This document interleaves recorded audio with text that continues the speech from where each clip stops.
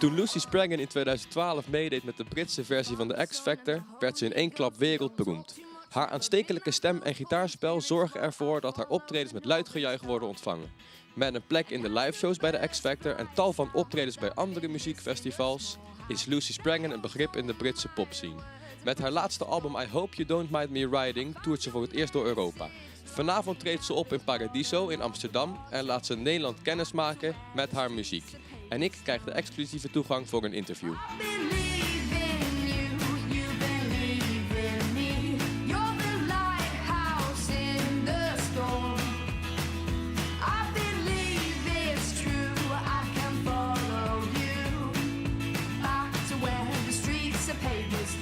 Lucy, welcome. Thank you for your time.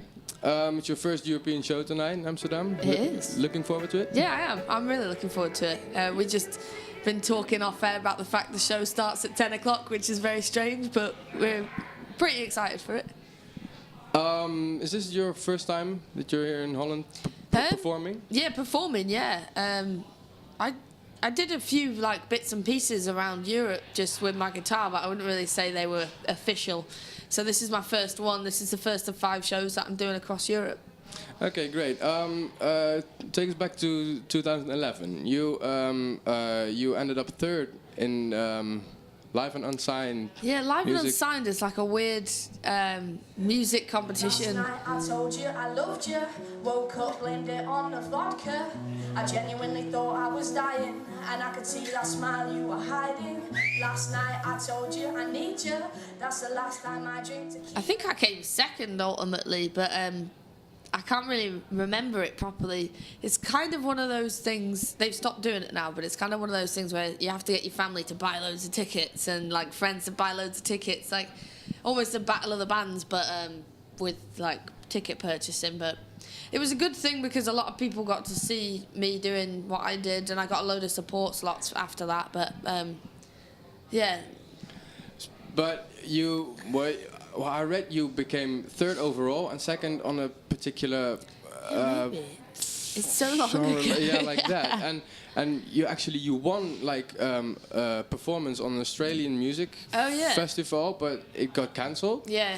And instead you got a free website and a video shoot for last night. You do me a favour, and that's when I fell off the pavement. Wish I could stop, but I'm not joking. Drinking too much, I'm socially smoking.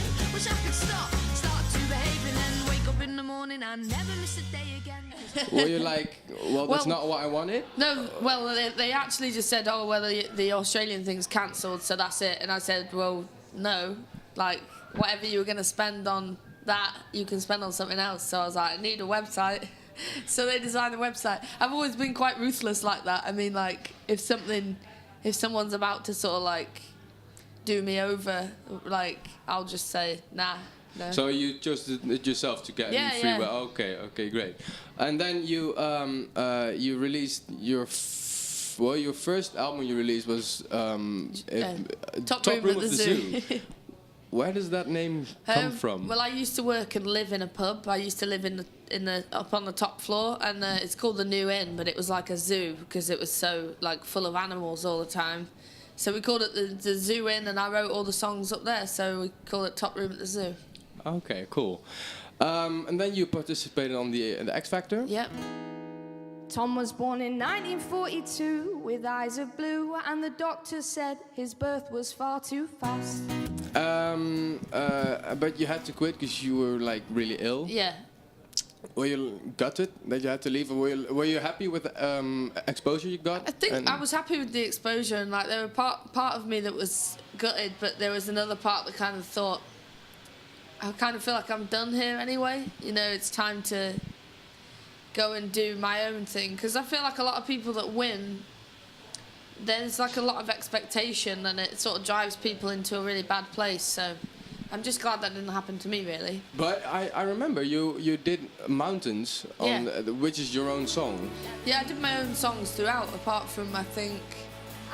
Titanium? Yeah, Titanium, where I changed all the words to make it...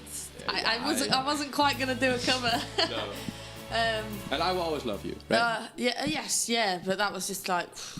That was one of those songs, the curveball they threw at me, and I was just like, okay. You just made it your own version, didn't you? Yeah. But it was a good experience overall. But yeah, I'm glad about where I am now.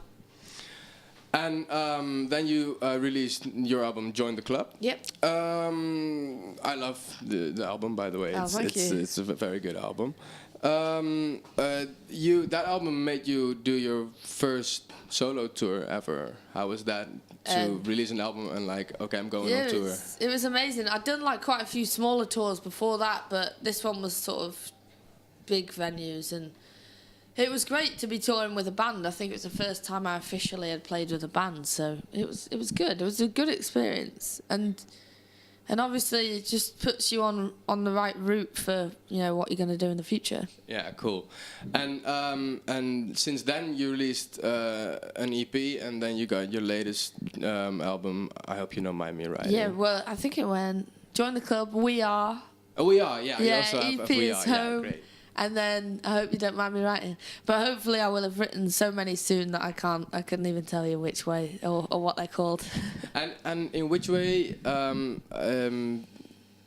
did you make, I don't know how to pronounce it properly, but did you make the most progress during the last few years? I think this last record, I Hope You Don't Mind Me Writing, I mean, between Join the Club and I Hope You Don't Mind Me Writing, I think We Are was sort of less, I don't know, it was my first self-release on my own label, so it wasn't received as well, but I Hope You Don't Mind Me Writing has exceeded all my expectations, and we had a number 12 in the official top 40 in the UK, and the tour sold really well, and I think that's where most of the progression has happened. And you got to be able to go to Europe. And I'm coming to, I'm here, I'm in Amsterdam. Yeah. You're in Amsterdam like for a couple of hours now? Yeah. Or the whole day? Like. Well, we got here, what time did we get here? I think 1 o'clock, was it about there? And we went and had some food, and I'm still so tired from the rest of the tour, so I had to sleep. And then, we're just up until the show now, and then we leave in the morning. But I plan to be coming back pretty soon. You like Amsterdam? I like Amsterdam. I asked it in the interviews before. Do you know where your next show brings you after this show? We're in Denmark tomorrow. You're in Denmark. Very good. I looked it up as well. They danced before their families and they held each other close. And on that lovely night in June,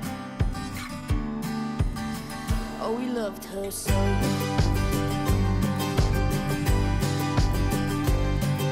The war took him to Paris 1 year since they had wed. He packed envelopes and cigarettes and count his fountain pen. He said, I will send you letters each week that I am gone.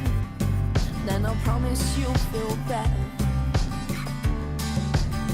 when the postman comes. Thank you very much for your time. Thanks for having me. And I really liked the interview, and I hope you're having a blast tonight. Thank you very much. I hope you enjoy it. Very good, thank you.